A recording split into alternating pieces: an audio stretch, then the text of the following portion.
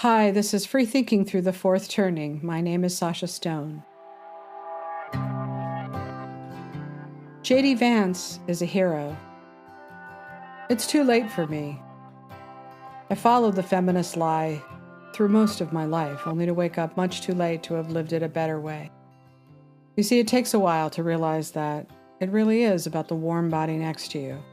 It is about the laughing children and grandchildren. It is about the stories, the recipes, the memories, the picnics, the vacations. No, life is never going to be perfect.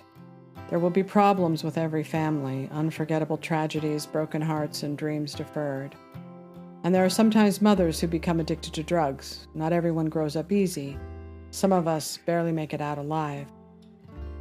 As I watch the machines surround JD Vance like a pack of hyenas going in for the kill, I was disgusted on so many levels. I'm sure if the right had that kind of power, they'd probably abuse it too. People are people, and power corrupts. But still, the level of depravity was shocking, even for them. The absence of empathy in a culture defined by trauma is what defines the new left. Their trauma, someone else's trauma, trauma from our past. Every kid growing up on the left will be fed one psych med or another. When Donald Trump was shot, there was just a moment where there was a pause. Wait, they all seemed to think. Are we supposed to feel something? Yes, you are supposed to feel something. It's called humanity, empathy. I have been cursed with too much empathy. I get a double dose from each of my parents. My dad loved his cat Freddie so much, he couldn't bear to get him fixed. So he let him out to produce untold amounts of wild kittens. One day Freddie was hit by a car and my dad never really recovered. He loved that cat. My mom had so much empathy that for a while there she couldn't bear to see her chickens sitting on unfertilized eggs. So she went to the pet store and bought fertilized eggs so they could hatch. But she kept producing too many roosters and didn't know what to do with them.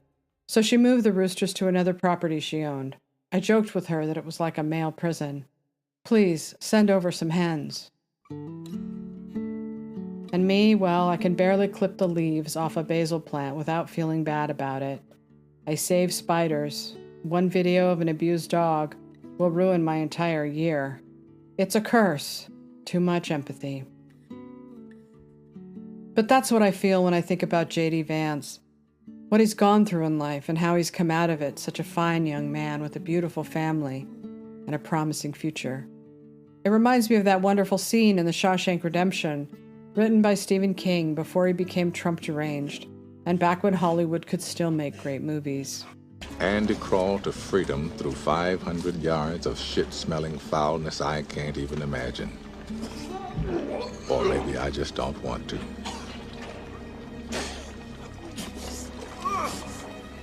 500 yards. That's the length of 5 football fields. Just shy of half a mile. JD Vance said something, so what? You can't grow up with a foul-mouthed mama and not fire off a zinger now and again. I grew up with that kind of a mother, a mouth so foul she'd make a sailor blush. I often remember her screaming at cars that drove by. You mother effing... I can't say the word. That's probably why I can't shut up, and probably why JD can't either. But that's not why he's my hero. That's a different story entirely. It has to do with growing up like a weed. You don't really belong anyplace. You grow up strong anyway because something in your DNA makes you a survivor. No hothouse flower was he, nor carefully tended garden plant, but a fast-growing, persistent, ever-present weed. I grew up not that differently than he did, the kind of family where the men leave and the women go a little crazy. At least there were no drug addicts. But I know what it is to long for normalcy, so bad it aches. I know what it is to visit normal families and feel envious that there were 2 parents, that they sat down and ate dinner, that there was lunch money. I know what it is to keep going no matter what ghosts chase you. I know what it is to be underestimated by everyone, but never let anyone stop you. I never fought in the Iraq War like he did. I couldn't last one day of training to be a Marine. And I'm pretty sure I couldn't become a senator like he did, much less a candidate for the vice presidency. But I know what it is to try at life anyway. When the president called me today to actually formally offer me to become, the vice presidential nominee, which just sounds crazy, my 7-year-old son was sort of making noise in the background. I'm getting so embarrassed. But then he actually has me put my 7-year-old son on the phone. You think about this, everything that's happened, the guy just got shot at a couple of days ago, and he takes the time to talk to my 7-year-old. It's a moment I'll never forget. All right. And what did he actually say? He just said, look, I think we've got to go save this country. I think you're the guy who can help me in the best way. You can help me govern. You can help me win. You can help me in some of these Midwestern states like Pennsylvania, Michigan, and so forth. And he said rightfully that we have been very, very close for a long time, but especially since I endorsed you in 2022.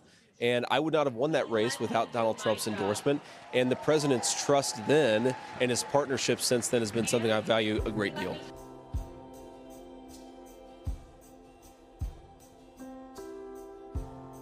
JD Vance is my hero because everything he's done so far in life has not killed his faith in himself, his family, his mother, and his country. I would say in his God, but I don't know if he is religious, and I would feel like a phony if I said it that way. I'm not quite there yet. I guess I just mean this life can take you down. If you can somehow survive it, it's a miracle. Donald Trump said JD Vance cares about family, to explain away why he is adamant about supporting mothers with kids. You have to grow up the way he did, and the way I did, to understand why someone would be so protective of the family unit. He did not have it growing up, but it was something he longed for. I know that because I felt the same way. If the worst thing he ever did was generalize about childless cat ladies, that's not that big of an offense. The second part of it was specifically about politicians who have less of a stake in the future. Yes, it will probably alienate some voters, but honestly, is that really how you go about voting? Something someone said turns you off, so you'll vote for the totalitarians? Maybe Trump could have picked someone who would pull in a swing state, as the Democrats do. He could have picked a woman, but I'm glad he picked a survivor, a tough Marine, who can take whatever they have to throw at him. We know that because he's already survived the worst of it, we hope. I don't know what will happen in this crazy election. It's the totalitarians versus the populists. But anyone who blames JD Vance for Trump's loss, should he lose, is a fool. Trump and Vance aren't running against other candidates. They're running against an entire system. Don't kid yourselves.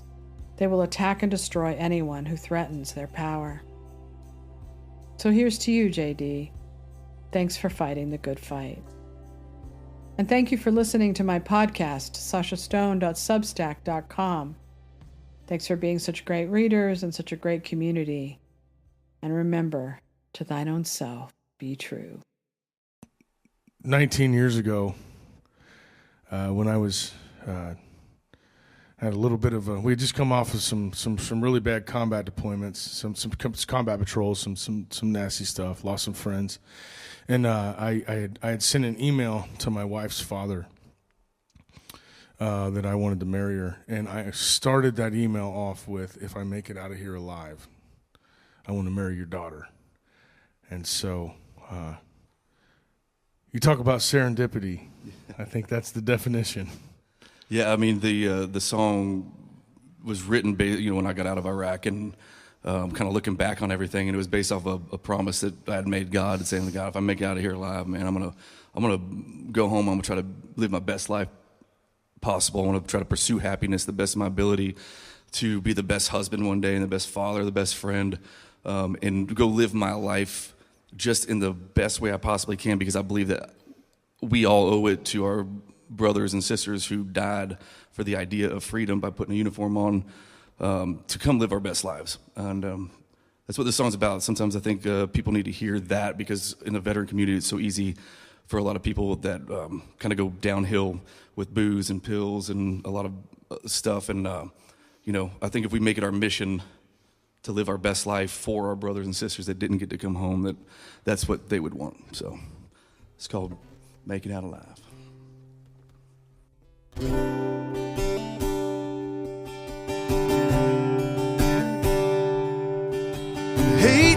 feels like you're so grown up. Well, you volunteer to fight for the things you love, sacrificing everything and loving hold dear. You can die for your country, but you can't drink a beer.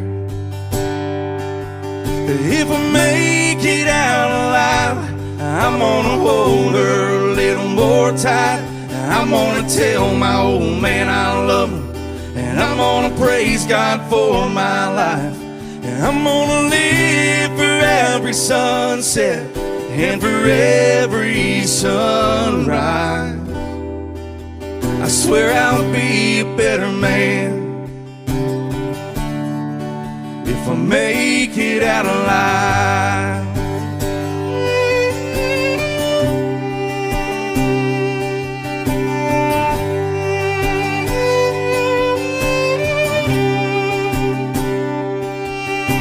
Lonesome is a lonely sound, but you never heard lonesome till the fire comes down. Never knowing if you're gonna live or die, it can sure wage a war in a young man's mind. Now if I make it out alive, I'm gonna hold her a little more tight. I'm gonna tell my old man I love him, and I'm gonna praise God for my life. And I'm gonna live for every sunset and for every sunrise. I swear I'll be a better man if I make it out alive.